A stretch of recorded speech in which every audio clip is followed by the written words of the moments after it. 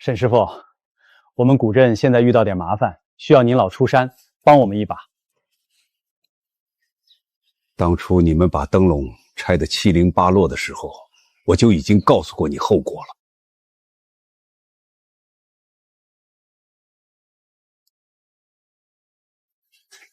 陈经理，真的要拆完？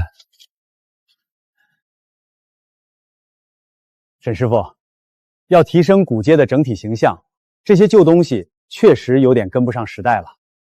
跟不上时代？这条街之所以是古街，不就是因为有这些跟不上时代的东西在撑着吗？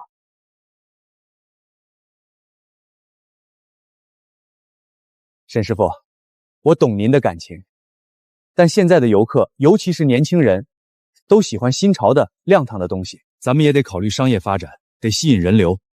吸引人流靠的是特色。全国这么多古镇，人家凭什么来我们这儿？那盏灯是李家儿子考上大学那年我给他画的。你把它拆了，这故事就没了。没了故事，人和照片有什么区别？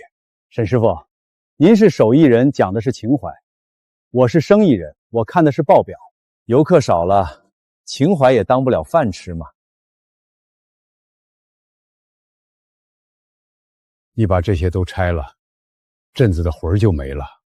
魂儿没了，就剩个空壳子，谁还来看？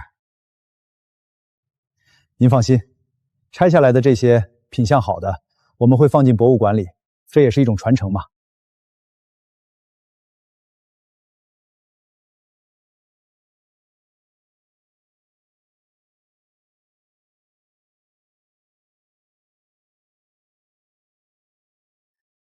大锤，不对劲儿啊！网上图片里那种纸糊的、画着画的老式灯笼呢，怎么一盏都看不见？是啊，我就是冲着那些灯笼来的。你看这都挂的什么玩意儿？跟我们家楼下小商品市场卖的有区别吗？这不就是个普通的商业街吗？卖烤肠的，卖手抓饼的，哪有半点古镇的影子？真是骗子！走走走，上当了。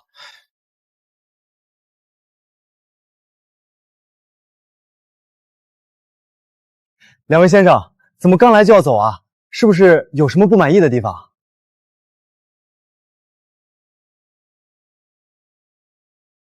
我问你，你们宣传图上那些古色古香的灯笼呢？哪儿去了？被你们吃了？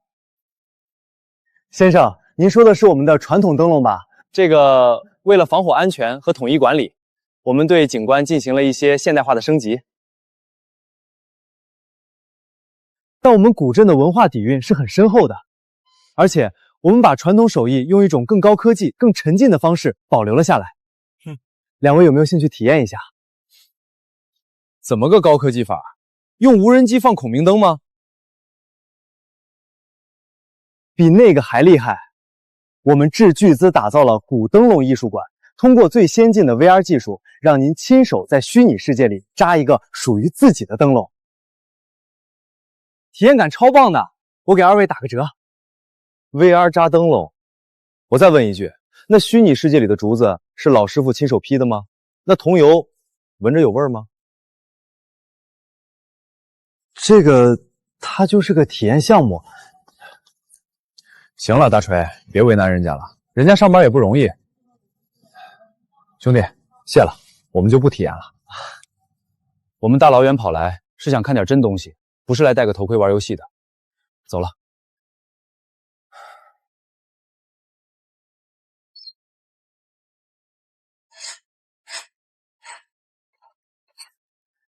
门外站了那么久，有事就说。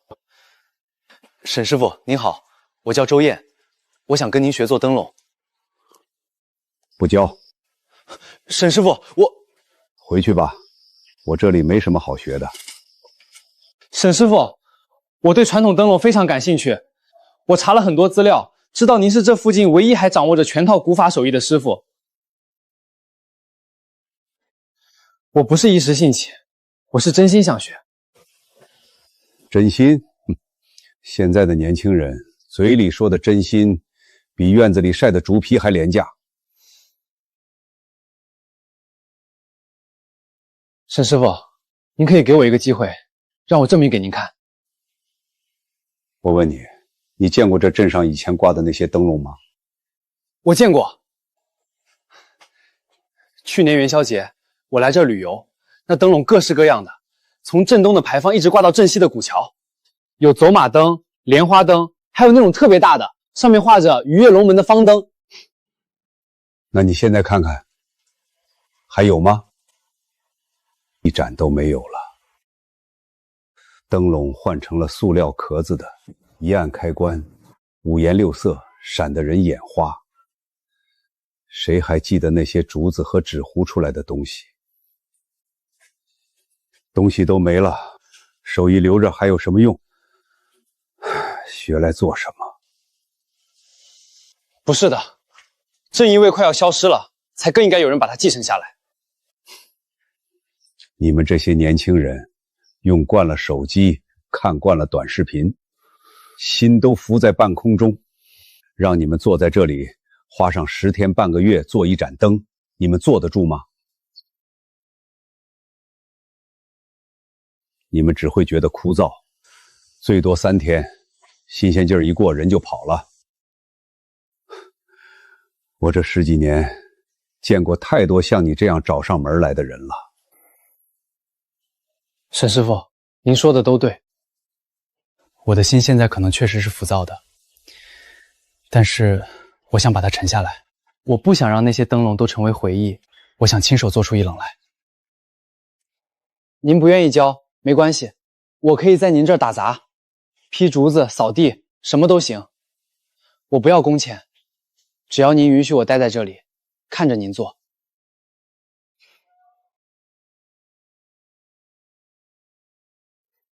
我的工坊很小，养不起闲人，你还是走吧。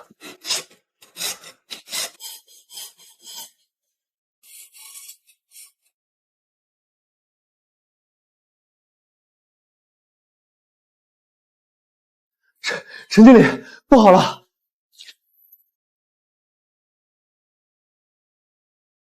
天塌下来了，看看你现在这个样子，成何体统？不是啊，陈经理，我们上热搜了。上热搜，上就上嘛，这是好事儿啊！我上周批下去的宣传费起作用了，是哪个大 V 夸我们了？让我看看。不是夸，是骂。陈经理，我们被骂上热搜了。他们把以前古镇的宣传图和现在的照片拼在一起，说我们虚假营销。您看这评论区，都在骂我们的古镇太丑了。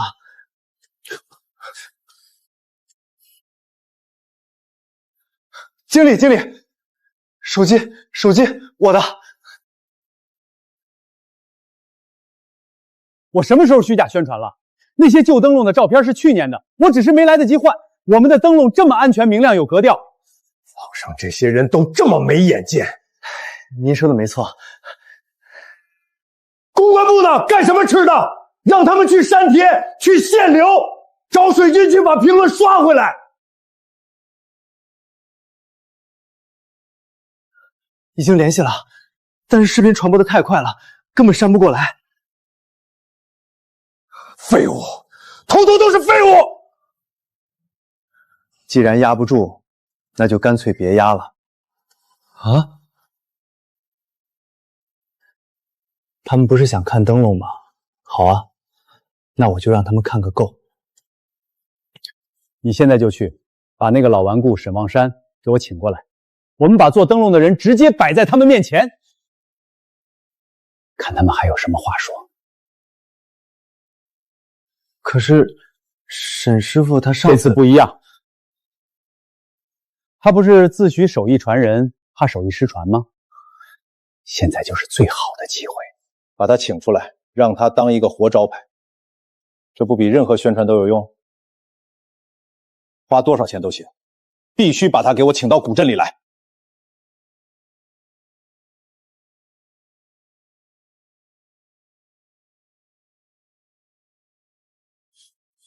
沈师傅，我又来了。这次是真心实意的来请您出山的。我这小院儿庙太小，容不下陈经理这尊大佛。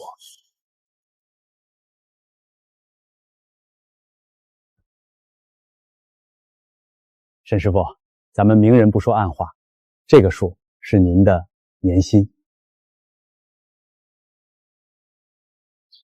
我再给您在古镇中心最显眼的位置开一个您的专属工坊，所有材料开销全算我们的。您就只管做灯笼，或者您坐在那儿喝喝茶也行。怎么？当初你们把灯笼当垃圾一样从牌坊上拆下来的时候，我就告诉过，这镇子被你们搞完了。沈师傅，过去的事儿咱们就不提了，是我短视，我认。现在古镇遇到了点麻烦，网上都在骂我们，只有您的手艺能把我们的口碑救回来。您是咱们凤岐镇的活招牌啊！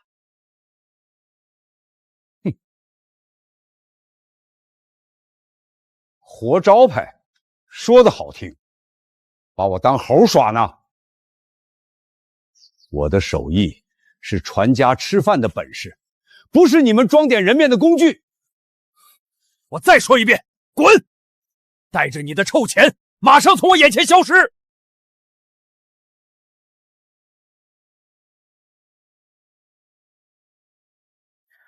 沈师傅，时代变了，你就让你这手艺彻底烂在巷子里。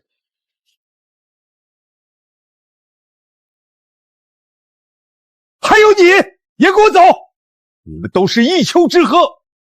我这里不是旅游景点，不是给你们这些城里人找新鲜感的地方。沈师傅，我不是……滚！我这辈子最烦的就是你们这种3分钟热度的真心，别再让我看见你！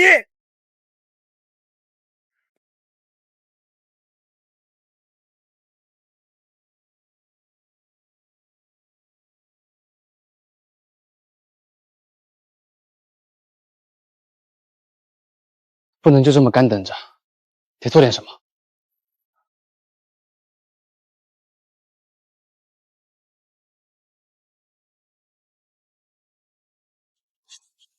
看着不难啊，怎么这么硬？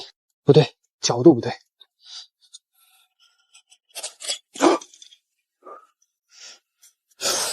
这么疼，刚开始就挂彩。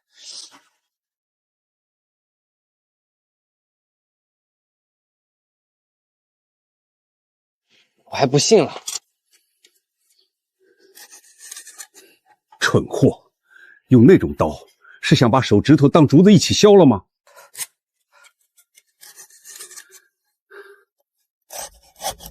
还真是不怕疼。哼，这股傻劲儿倒有点像我年轻的时候。哎，用那玩意儿糟蹋东西，是想把手也一起废了吗？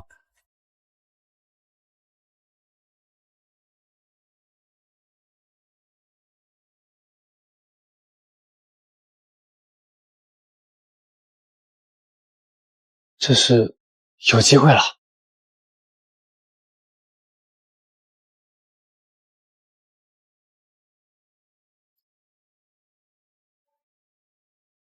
谢谢师傅，我不会让您失望的。对，照片都发给你了。我不管你用什么材料，钢丝也好，塑料骨架也好，外面的布料要仿旧，要耐用。最重要的是，1周之内我要看到成品挂满整条老街。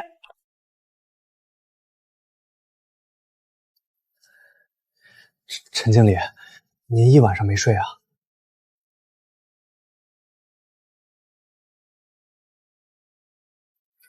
睡什么睡？我算是想明白了，求人不如求己。那个老顽固不是不肯合作吗？他以为离了他，我这古镇就干不下去了。那沈师傅那边，我们还去吗？去干什么？等着他给我脸色看吗？他守着他那套老掉牙的手艺，就让他烂在巷子里吧，我还不稀罕了。可是经理，找工厂做出来的东西，跟手做的能一样吗？万一被游客看出来，说我们用假货糊弄人，那网上的舆论不是更糟？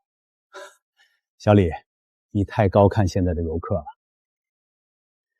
他们要的只是一张能发朋友圈的好照片，只要我们的灯够亮、够上镜，谁会爬梯子去研究它是竹子做的还是铁丝做的？话是这么说，但毕竟是古镇，大家心里还是期望看到真东西的。这就是真东西。我不仅要复刻，我还要在灯里面都装上智能芯片，想要什么颜色就有什么颜色。这叫传统与科技的完美结合。灯光秀，经理，这会不会太夸张了？跟咱们古镇的调性不搭呀。搭啊，怎么不搭？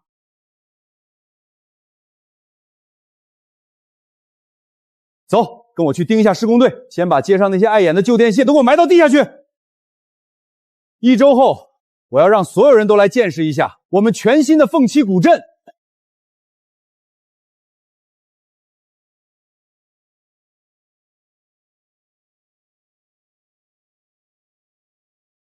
家人们，看到我身后这片灯海了吗？这里就是全新升级后的凤栖古镇，是不是超级震撼、超级出片？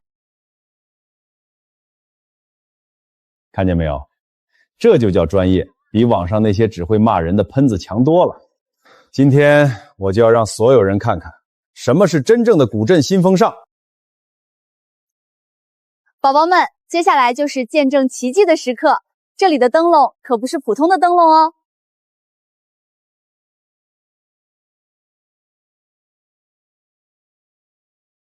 看，一键换色，我们还可以把它变成红色、蓝色。哇，太酷了，简直是赛博朋克风的古镇。这是造假！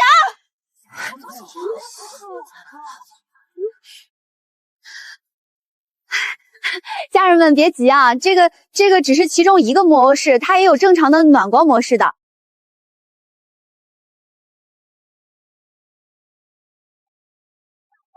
怎么回事？他们都在说什么？人怎么少了？陈经理，您自己看吧，我们又上热搜了，网友说我们造假。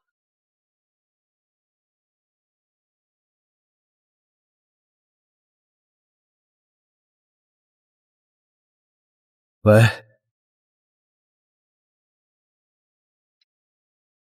陈启胜，你到底在搞什么鬼？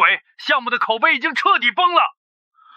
董事会让你立刻停止所有宣传，明天回来写检查。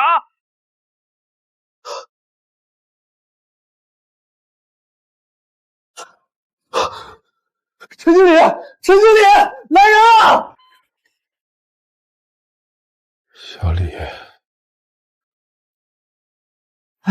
陈经理，您醒了，口渴不？要不要喝点水？我问你啊，我砸了那么多钱，请了最好的设计公司，找了最快的工厂，连手机控制变色我都给弄上了。要啥有啥。他们为什么不满意？为什么要骂我？经理，我打个不恰当的比方，您别生气。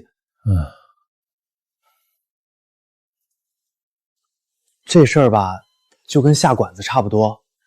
人家游客大老远跑来，是图什么？图的是一口咱们这儿独有的柴火灶烧出来的农家菜，吃个新鲜，吃个特色。结果呢，咱们把人家的柴火灶给拆了，嫌它烟大火燎的不干净，然后转身端上去一盘中央厨房配送的料理包，摆盘还特漂亮。可人家一尝，不对啊，这玩意儿没锅气，跟家楼下便利店一个味儿。那些灯笼比沈王山的结实还亮，还会变色，多好玩！我到底哪儿做错了？就因为不是手工的，现在都什么年代了，谁还认这个死理儿？沈师傅做的那些灯笼有新有旧，有大有小，每一盏都不一样。虽然看着土，但有那股独一份的味儿。咱们花大钱做的那些一模一样，还会变色，就是看着高级，但它没根，到底还是假的。现在的人啥东西没见过，干嘛纠结这个？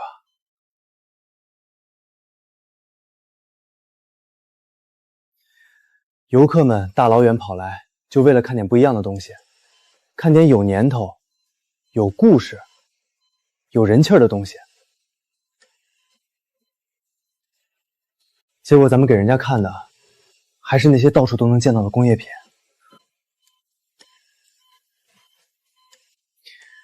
我们只模仿了皮毛，却丢了最重要的东西。经理，文化才是这个镇子的命脉啊！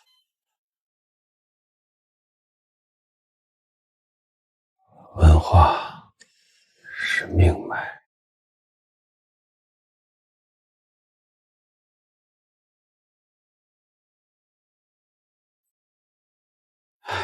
又白等一天，鬼影都没一个。谁还来啊？网上都把咱们这儿骂成土味迪厅了，名声臭大街了。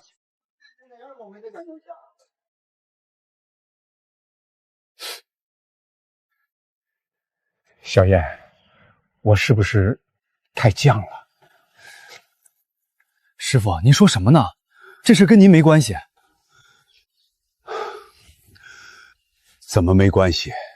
要是我当初答应了那个陈经理，这街上至少还有点人吧。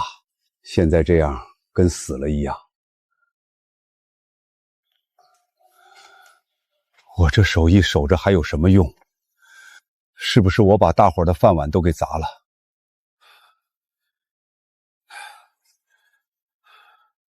您就算答应他，他也只会把您的手艺变成流水线上的便宜货，最后还是砸。他要的是快餐，等不及，就只会往锅里倒开水，最后连锅都得炸了。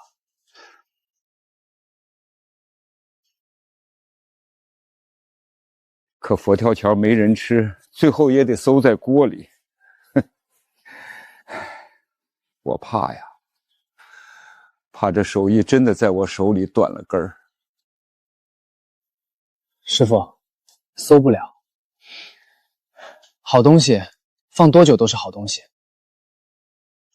问题不出在您的手艺上，是那个姓陈的压根就不是个正经厨子。你想啊，真的尊重您的手艺，就不会弄一堆塑料壳子回来。他从一开始就没安好心，所以您不但没错，您还保住了这门手艺，根还在，就不怕没柴烧。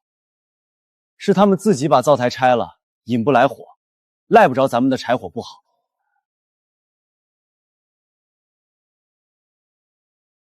唉，是这个理儿。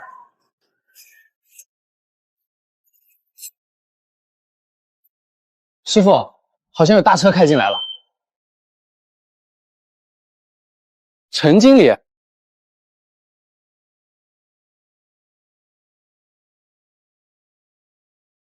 沈师傅，东西我给您拉回来了。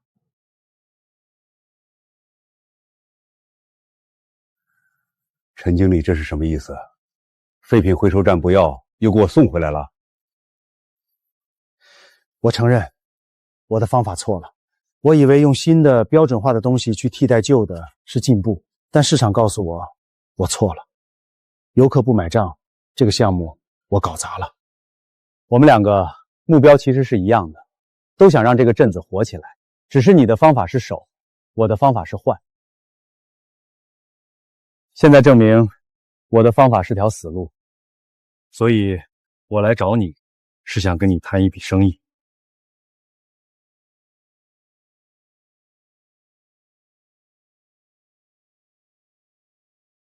复原凤溪古镇。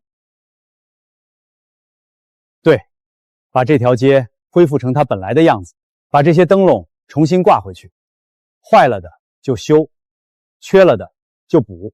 我聘请您作为这个项目的总顾问和总工匠。陈经理，这些灯笼破损的太厉害了，修复起来比做新的还麻烦，而且就算是做新的，一盏灯耗时也很长，整条街时间不是问题，钱也不是问题。这次我们不追求速度，只追求原汁原味。我负责出钱、出人，处理所有杂事儿，您只需要负责把手艺原原本本的做出来。陈经理，你就不怕我坐地起价？不怕，不怕。手艺人有手艺人的规矩和骨气，我相信你。而且现在是我的项目，需要您的手艺来救命。您开价，我接着，这是生意。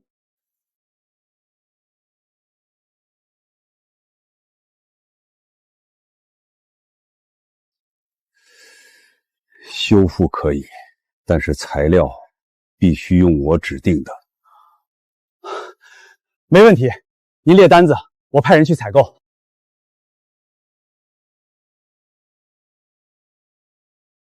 我一个人忙不过来，我需要帮手。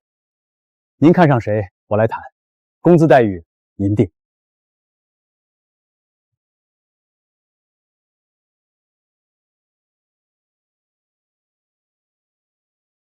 过来接着包。告诉你的工人，把灯笼搬进来的时候小心点，那些主骨架断一根就少一根了。好，来，小心点，都听见没？轻点儿，把东西都给沈师傅完好无损的搬进院子。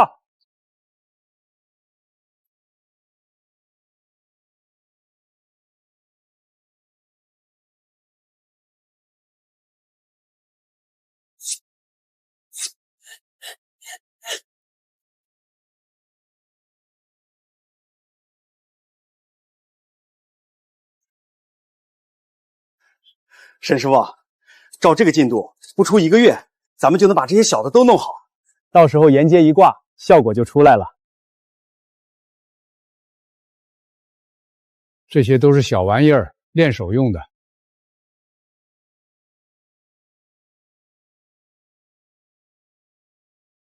真正要腾起这条街的，是那盏凤七主灯。它要是亮不起来，其他的都是白搭。沈师傅，我有个想法，咱们能不能集中力量，先把这盏凤七灯给修复好？这可是咱们镇的门面，只要它一修好，我马上就能安排媒体来做一期专题报道，把咱们的口碑彻底扭转过来。不行，师傅，这是最好的宣传点啊！只要它一亮起来，我说不行。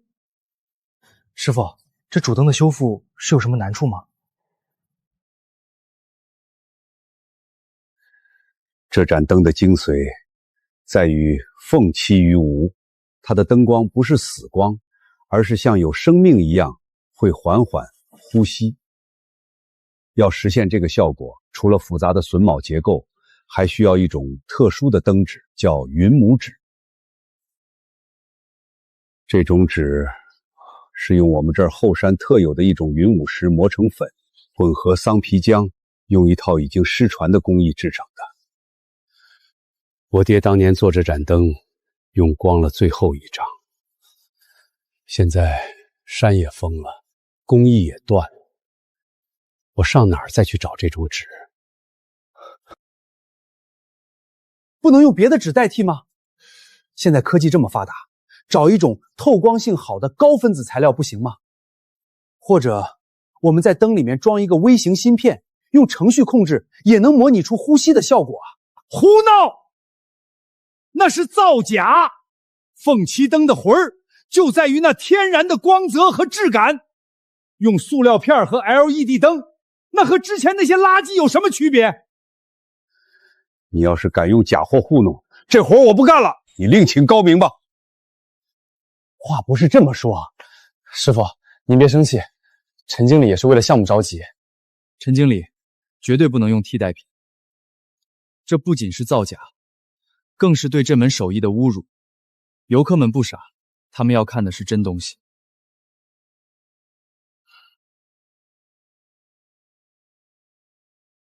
师傅，这纸或许我能试试。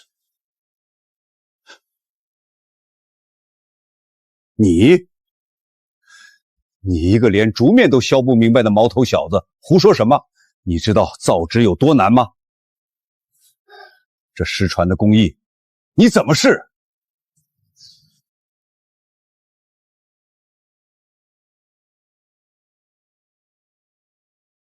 师傅，我学的就是材料科学与工程，主攻的是古籍文物修复方向。我来这里不只是为了学手艺，更是想把我学的现代理论应用到真正的传统工艺上。我的毕业设艺就是传统灯笼。我已经研究云木纸很久了。小燕，你说的是真的？这纸真的能做出来？理论上是可行的。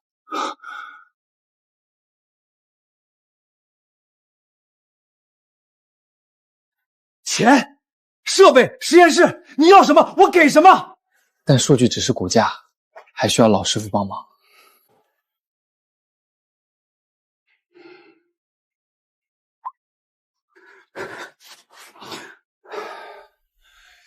你需要我做什么？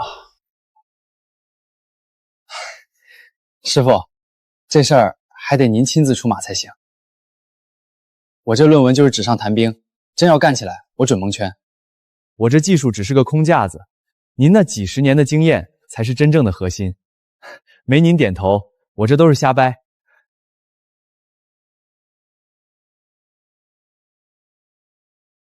我会尽全力帮你制作云母纸。我倒要看看，我这把老骨头加上你这个新脑袋，能不能把老祖宗丢下的宝贝给重新找回来。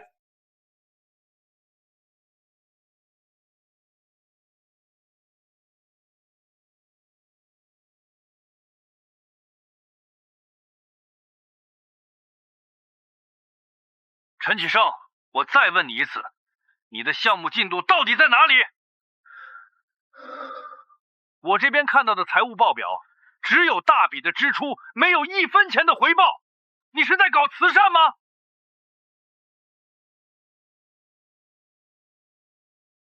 张总，您听我解释。云母纸的复原已经有了突破性进展，这是我们项目的核心技术壁垒。一旦成功，我不想听什么壁垒，我只想看到游客，看到流水，看到报表上的正向增长。我给你投了这么多钱，不是让你去印证一篇学术论文的。董事会已经失去耐心了，我再给你最后半个月时间。半个月后，如果古镇还是现在这副死气沉沉的样子，你自己回来交辞职报告。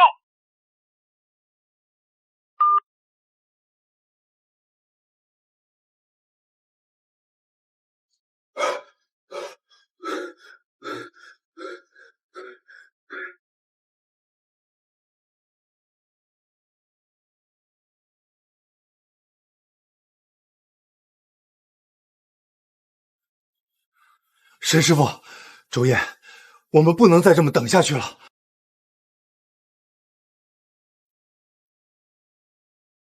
陈经理，什么事儿这么火急火燎的？云母纸的研制急不得。我说的不是纸，是这些灯笼不是已经修好了吗？100多盏了，我们先把它们挂出去，先把老街点亮了。不行。为什么不行？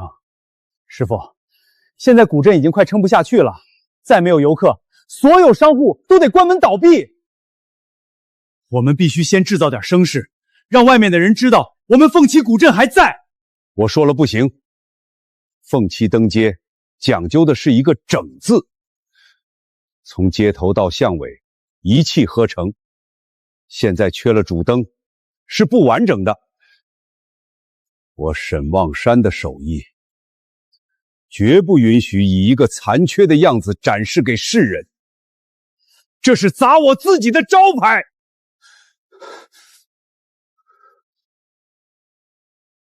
师傅，现在不是讲究完不完美的时候，是先生存后发展。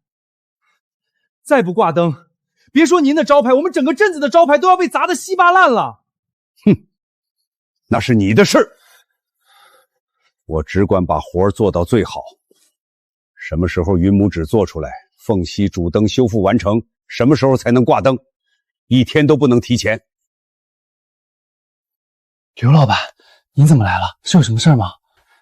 小燕，我就是想来问问你给句实话，咱们这街大概什么时候能有点人气儿？我闺女的学费还差一大截，这我也说不清楚。没事儿，我就是听说沈师傅爱喝茶，我这新到的雨前龙井，给师傅尝尝鲜。师傅，刘老板他……让他进来吧。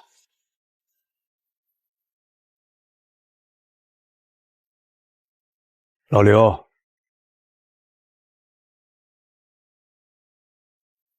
手艺是为人服务的，要是人都没了，手艺再好给谁看呢？沈师傅，我向您保证，这次的宣传，我们绝对不搞任何夸张和虚假的营销。我们就实话实说，告诉所有人，凤栖古镇正在新生。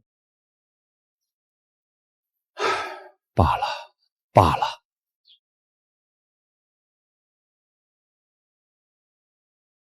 挂灯可以，但我有2个条件。您说，别说2个，20个都行。第一，所有灯必须由我和我的徒弟们亲手一个一个挂上去，不能图省事。挂灯的过程本身就是仪式的一部分。没问题。第二，你刚才说的要说到做到。如果再让我在网上看到什么赛云朋克、一键换色的鬼话，我第2天就带人把所有灯都摘下来，一把火烧了。我陈启胜用我下半辈子的职业生涯担保，这次我们只讲最真实的故事。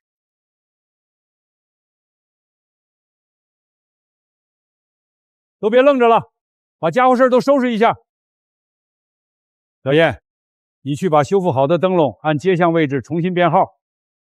其他人准备梯子和结实的麻绳。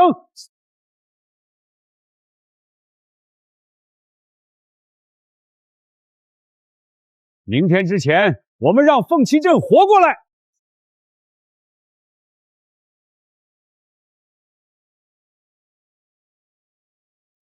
我以前觉得做生意就得声势浩大，灯火通明，恨不得让所有人都看见。现在看着刘老板这茶馆，才明白有时候一盏暖光，比搞那些花里胡哨的有用多了。光打得太亮，人就只顾着看光，谁还看灯？灯的骨架，纸上的画，那才是魂儿。你之前搞的那些就是本末倒置，瞎吵吵。说得好，师傅，说实话，一开始我真不理解，为什么非要守着这些老东西？我以为只要有钱，什么都能复制出来。钱能雇人干活，但买不来心里那份敬畏。没了敬畏，手上做的就只是个物件，不是活的。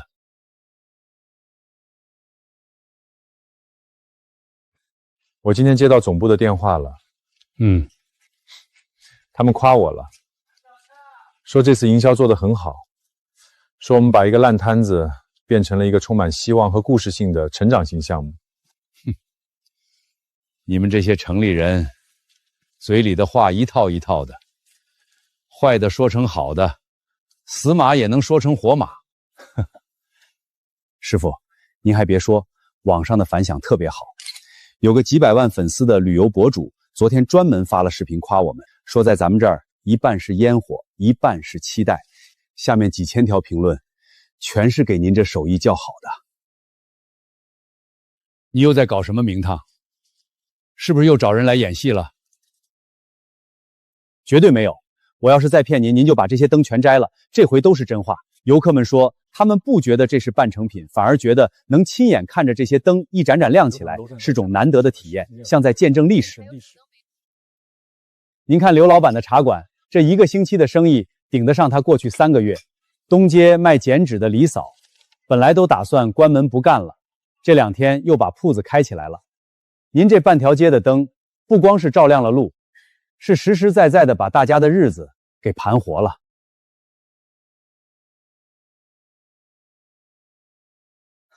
师傅，陈经理，成了。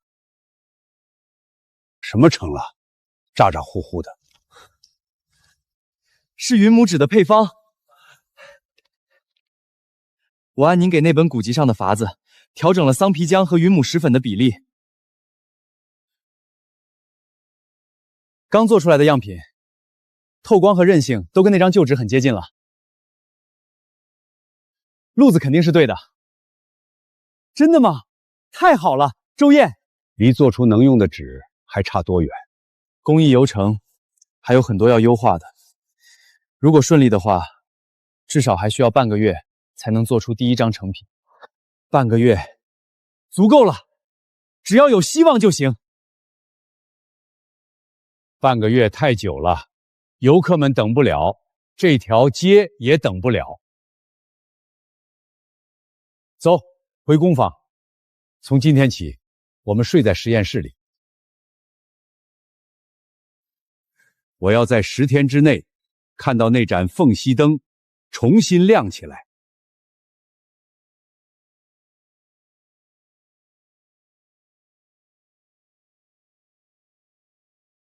慢点儿，左边抬高半分，对，稳住，让水自己往下走，别催它。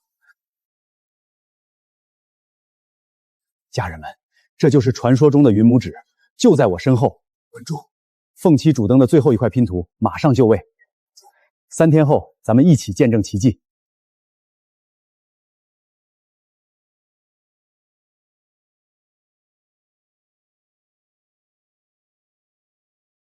陈启胜，你刚刚在那儿叽叽咕咕念叨什么？3天？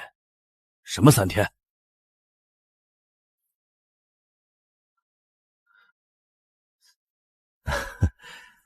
师傅，我刚在网上发了预告，3天后晚上8点，咱们搞个大的。凤栖主灯点灯仪式，咱先把场子热起来。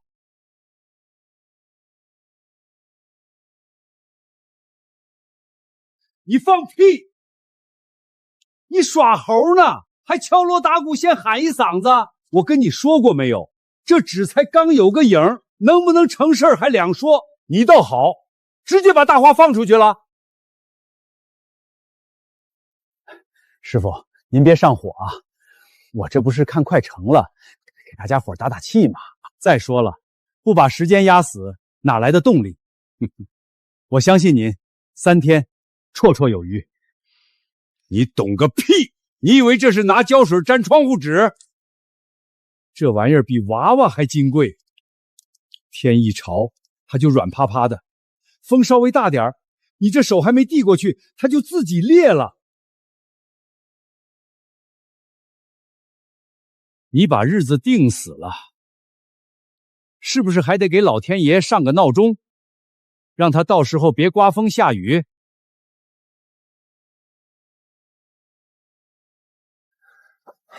陈经理，师傅不是吓唬您，这最后一步上表风险真的很高，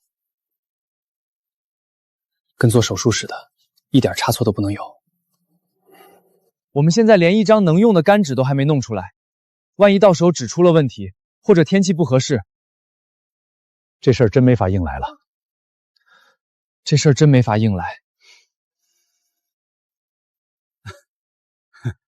哎呀，多大点事儿，不就是个天儿吗？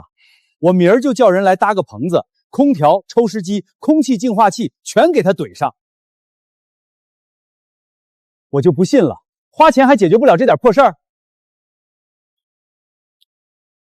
你真是茅坑里的石头，又臭又硬。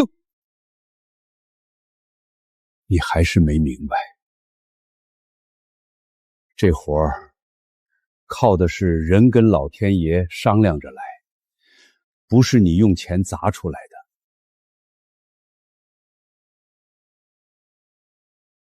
我把话放这儿，3天后天时不对，我手感不顺，这灯我就是把它劈的当柴烧，也绝不让它出去丢人。到时候牛皮吹破了，你自己想办法去天上补。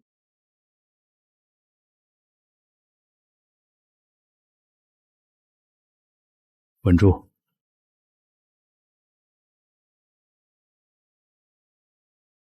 慢一点。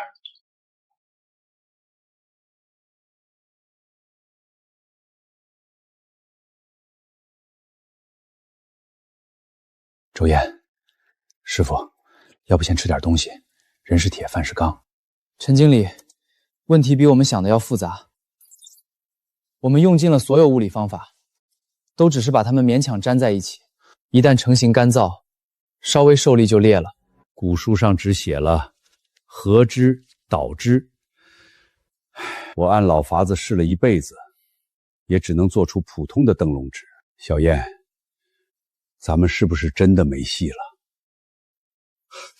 别啊，两位大侠，现在全网的眼睛都盯着我们呢，说没戏了，我明天就得卷铺盖滚蛋了。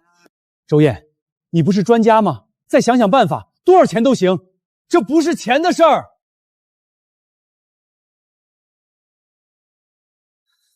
这是底层逻辑不通。除非古人用了某种我们不知道的坚合剂，但这不合理。任何有机坚合剂都会影响透光性。师傅，快来看这句：石为骨，木为筋，水为血，艾为引。艾为引，用艾草做引子，我试过，把艾草汁混进纸浆，没用啊，纸都染绿了。不，有没有可能是用煮艾草的飞水去冲调纸浆呢？在特定的温度下是可以产生化学反应的。用药汤子烫纸浆，你小子这想法有点野。不过，死马当活马医，试试。还等什么？艾草要多少？我马上去把全镇的药铺都给包了。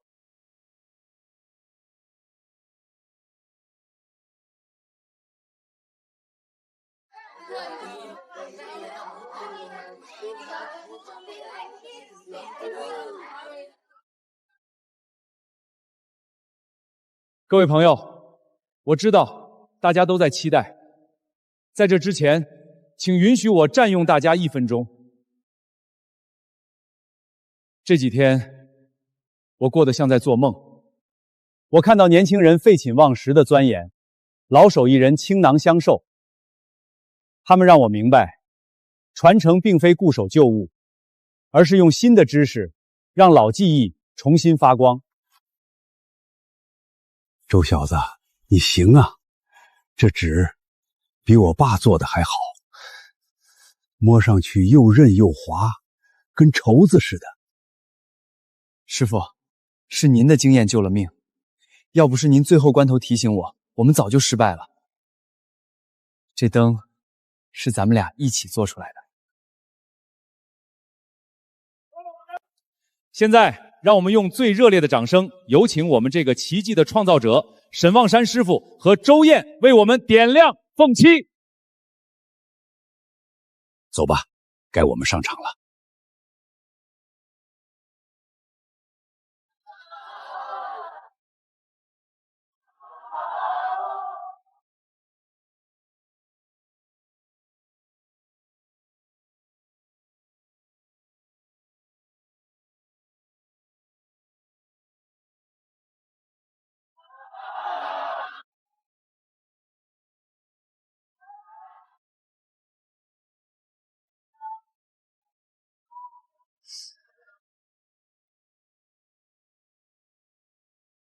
天哪，宝宝们看见了吗？这光绝了！我跟你们说，现场看比视频里震撼100倍。完了，光圈开太大了，谁能想到它能这么亮？亮了，真的亮了，比以前还漂亮啊！好美啊，感觉像在做梦一样。以后每年我都带你来看，好不好？嗯，快许个愿，听说对着凤栖灯许愿一定会实现的。天哪，我还以为是搞个噱头，里面塞满了灯泡呢。这是真烧的蜡烛，这纸是什么做的？怎么能这么透亮还不着火？太傻了！成了，我们真的做到了！你们看，看大家多喜欢，我们成功了！好啊，老祖宗的东西没断在我们手里。怎么感觉不大对？陈经理，这次成功最大的原因是什么？真给他们长脸。不对劲。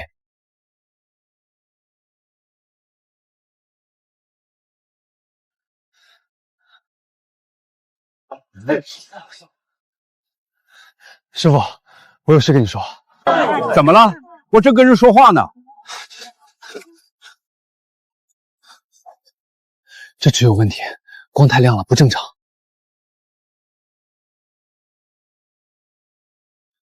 我怕它撑不了多久，风一吹就要碎了。你说啥呢？这不是好好的吗？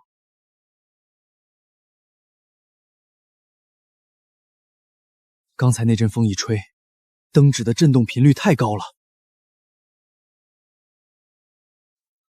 这不正常，风越大，越有可能着火。师傅，这灯得撤下来。你确定吗？这不是小事。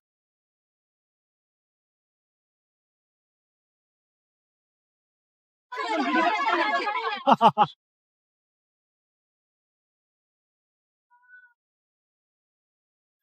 按你说的，那里面滚烫的蜡烛和几十斤的木头架子掉下来的话，快去找那个姓陈的，不能再这么下去了。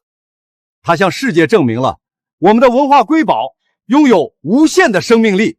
陈经理，出事了！周燕，你干什么？没看到我正接受采访呢吗？天大的事也等会儿再说。等不了，姓陈的，灯笼得撤下去。什么意思？灯不是亮的好好的吗？等不了，那盏灯随时可能碎掉掉下来。碎掉？怎么可能？我看亮的好好的。你别在这关键时候自己吓自己，影响我接受采访。姓陈的，你脑子被驴踢了！要是纸碎了，火掉进人群里，烧到人，出了人命，这个责任你担得起吗？这可是重大安全事故。你说真的？小李，快，马上去通知现场人员，用线路检修的名义，在主灯下面清出半径20米的安全地带。别声张，就说是例行检查。那现在怎么办？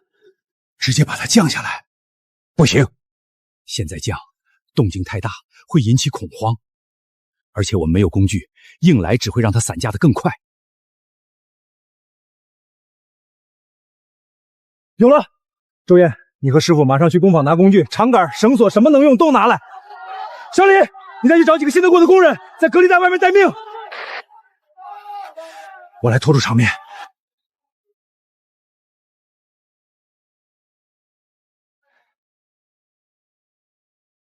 各位朋友，为了保障设备安全，我们需要对中心区域进行短暂的清场，请大家配合工作人员稍微后退一点，谢谢。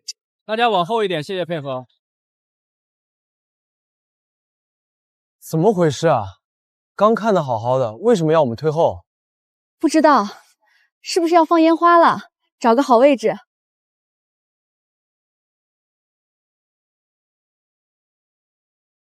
快看，那灯那灯上是不是掉了什么东西下来？好像是。哎呀，你看那纸上裂开了，像玻璃一样。我的天，它在解体，这灯要散架了！它歪了，要掉了，快跑，快往后跑！往前！别慌，听我指挥，用毡子顶住凤凰兄在那边的榫卯，稳住他！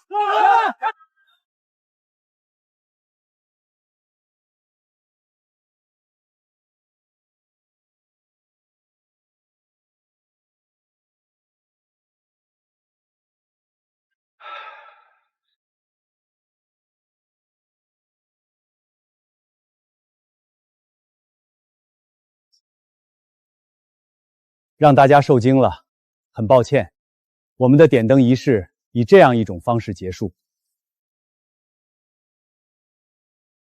但我想说，我们并未失败，我们复原了失传的记忆，也见证了这份美丽的脆弱和珍贵。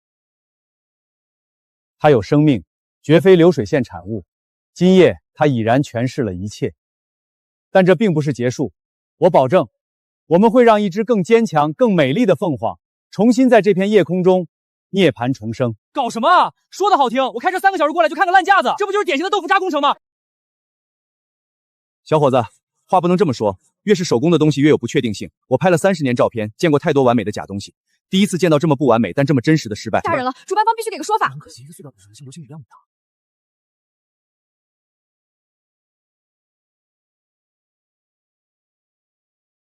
这骨架没伤到，还能用。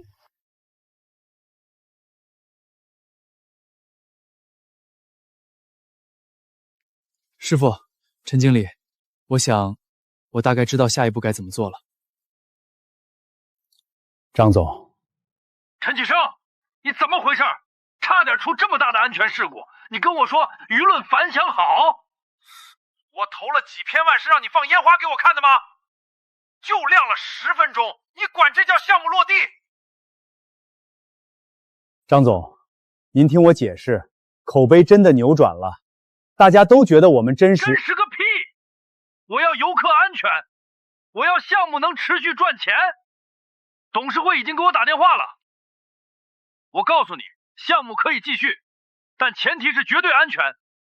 下次再出一点问题，你立马给我滚蛋！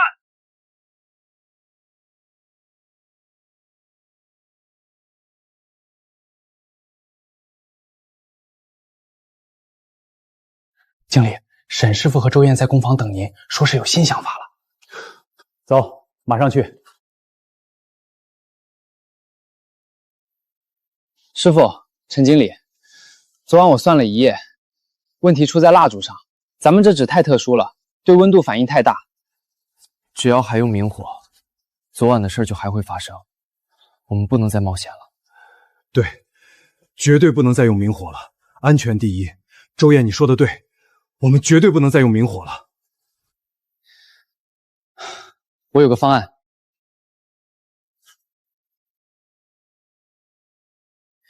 我们可以定制一套多点矩阵式 LED 冷光源，通过中央芯片控制，可以完美模仿出烛火的感觉，甚至可以根据外界的风路传感器调整频率，效果和蜡烛一模一样，但它是绝对安全的、可控的。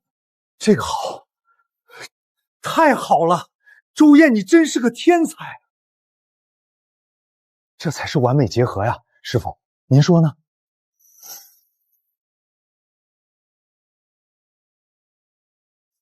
不行，师傅，这怎么又不行了？周小子，我问你，你看电影院的屏幕和看真人唱戏，那感觉能一样吗？师傅，我不是这个意思，我是为了安全。你别跟我扯别的。蜡烛的光，它会动，会摇，照在纸上，深一块浅一块，里面的影子都是活的。你那小电珠子，光是死的，直愣愣的，照出来就是一片白，跟个广告灯箱有什么区别？师傅，您先别激动，现在不是真假的问题，是生死的问题。总部给我下了死命令，再出事，项目就得下马，我们所有人的努力都白费了。到时候别说魂了，连这骨架都得被当废品处理了。哼，黄了也比挂个假货出去强。我宁可毁了它，也绝不往里头装电灯泡。师傅，手艺再好也不能比人命重要吧？昨晚多悬啊！万一真砸到人、烧到人，您后悔都来不及。我们不能拿游客去赌啊！你给我滚！我的工坊不教你这种投机取巧的徒弟，滚出去！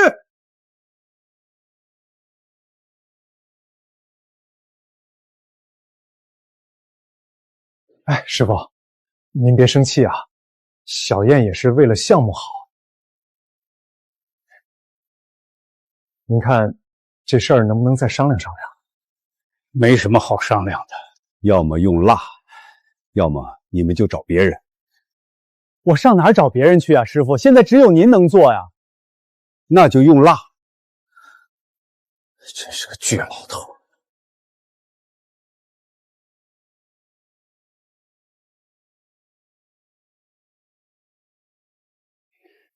周燕说的对，安全为大，可用电灯珠，缝隙灯就失了本色，徒有其表。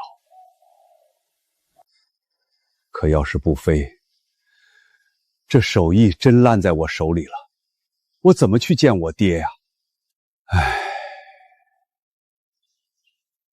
到底是守着规矩让他死，还是改了规矩让他活？活得不像他自己，那还算活着吗？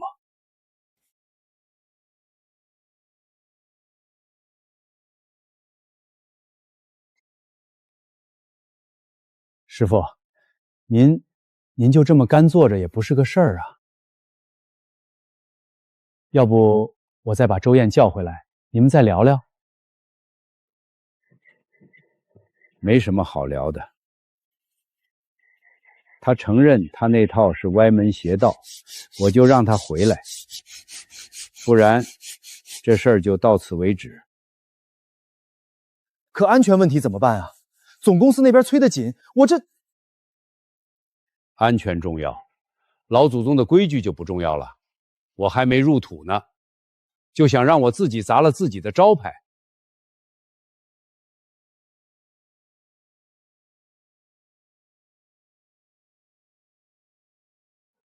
师傅，我不是说了让你滚吗？怎么还回来？您再给我1天时间，明天晚上还是这个地方，我给您看样东西。看完之后，您要是还让我滚，我二话不说。哼，花样还挺多。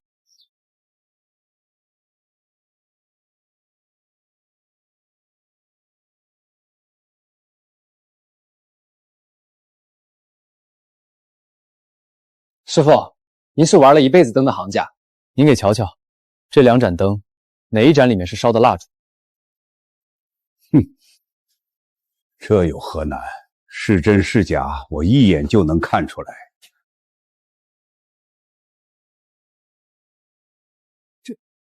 这不可能，这光，这影子，怎么会一模一样？这盏是凉的。这里面没点火？师傅，我没骗您，我这2天都在研究烛火的光。现在灯珠没有傻乎乎的闪，它是在模仿光的效果。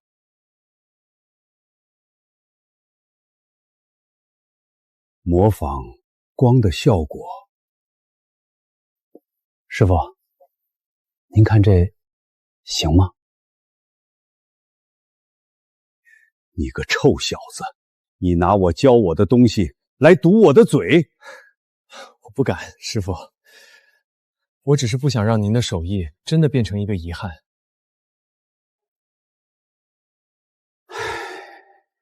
罢了，罢了，我这辈子没服过谁，今天算是服了你这个新脑袋了。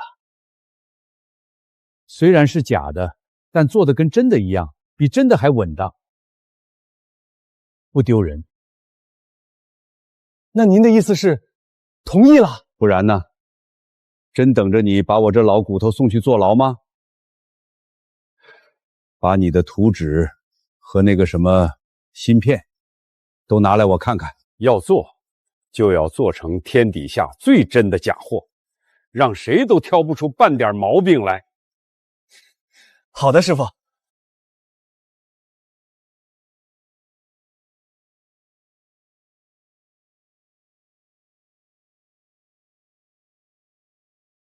欢迎大家再次来到凤栖古镇。1周前，我们在这里经历了一次不完美的落幕。今天，我们不为那次失败道歉，因为每一次试错，都是为了更完美的新生。今晚，大家将看到的是传统与科技真正的融合，是手艺与要安全最终的握手。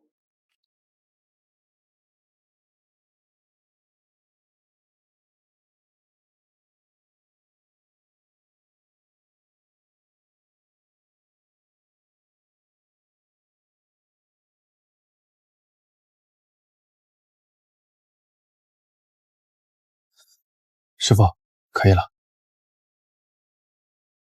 亮灯。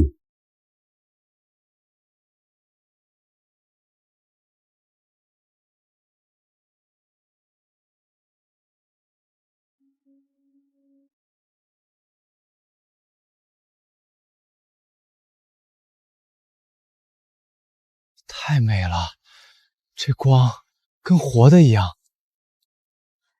照片根本拍不出它的1/1000。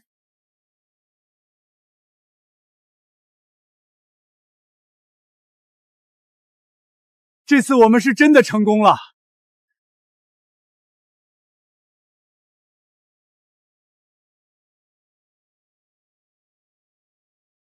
老祖宗的魂儿还在，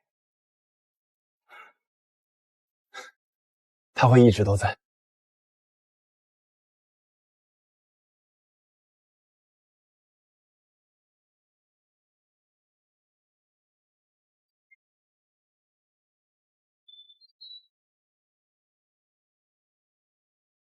师傅，小燕，我们彻底火了。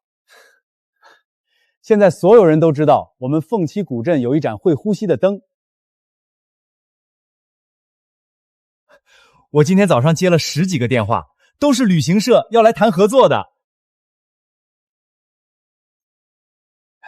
人多了是好事，但他们只是来看个热闹闹，热闹劲儿一过就忘了。师傅说的对，我们不能只让大家看，更要让大家懂。懂得了这背后的不易，才会真正的尊重和记住它。小燕说的有道理，我正有这个想法。我想在古镇最中心的位置租下一个3进的院子，我们办一个凤栖非遗灯笼体验馆。体验馆？搞什么名堂？我的工坊不是给游客玩乐的地方。不是玩乐，是传承。师傅您想，光靠您一个人，一辈子能做几盏灯，能教几个徒弟？但如果我们办体验馆，让成千上万的游客都能亲手摸一摸竹子，削一根竹篾，感受一下做灯笼的乐趣和难度，这不也是一种宣传和普及吗？师傅，陈经理的想法很好，我们可以设计不同难度的体验课程。简单的就学学抛竹丝，扎一个最简单的骨架。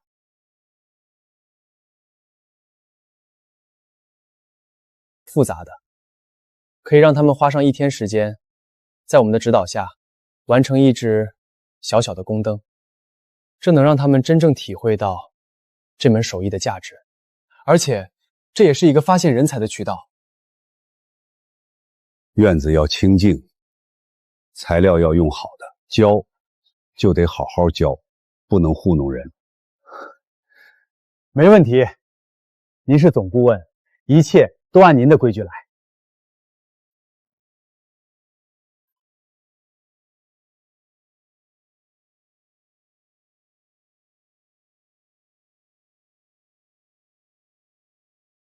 大家注意，线刀要与竹子保持30度角，用力要均匀，像这样一推到底。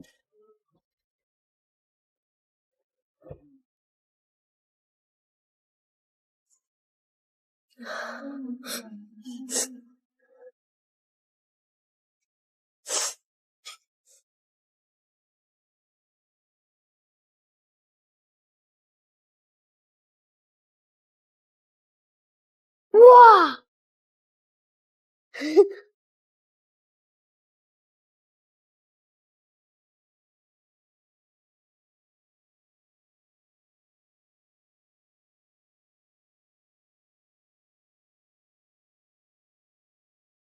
刷胶要快，要薄，要匀。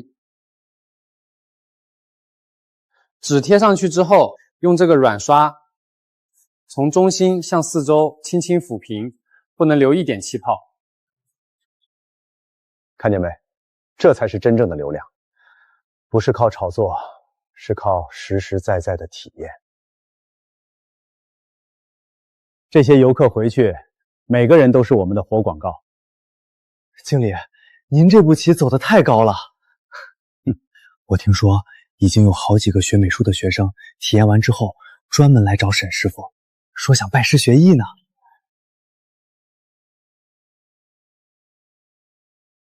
手别抖，这只是开始。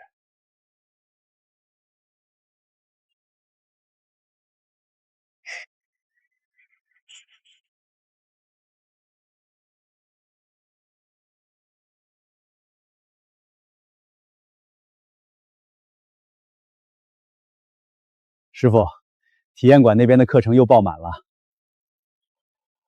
我寻思着，是不是可以再招几个年轻师傅过去帮忙？让他们去。学了几个月，也该出去见见人了。教别人的过程，也是自己长进的过程。谢谢师傅。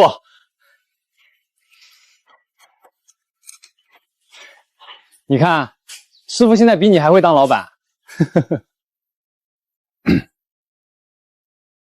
您好，这里是私人地方，参观体验请去前面的体验馆。不是，我不是来体验的，我是国家非遗项目的考察员。我听说凤亭古灯的技艺在这里获得了新生，特意来看看。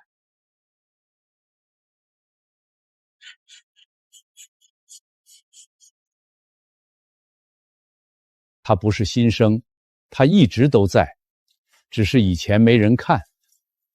现在，它把天照亮了，你们就都看见了。